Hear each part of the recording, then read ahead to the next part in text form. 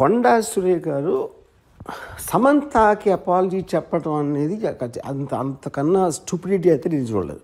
First of all సమంతని ఎక్కడ అవమానించారు? కొండా సురేఖ అవమానించలా, పొగిడారు. యాక్చువల్గా ఎందుకు పొగిడారు అంటే అక్కడ ఏమంటున్నారు ఆవిడ, నాగార్జున నాగ చైతన్య ఇద్దరు కలిసి ఒక మామగా, ఒక భర్తగా, ఒక కోడలిని, ఒక భార్యని తనకున్న ఒక ఆస్తి కాపాడుకోవడానికి వెళ్ళమని ఫోర్స్ చేస్తే తను కాదని చెప్పి విడాకులు ఇచ్చి వెళ్ళిపోయింది అన్న. అక్కడ సమంతకు అవమానం ఏంటి? సమంతని పొగిడినది. యాక్చువల్గా అవమానించింది ఎవరిని? అత్యంత జుగుప్సగా అవమానించింది నాగార్జున చైతన్యాన్ని.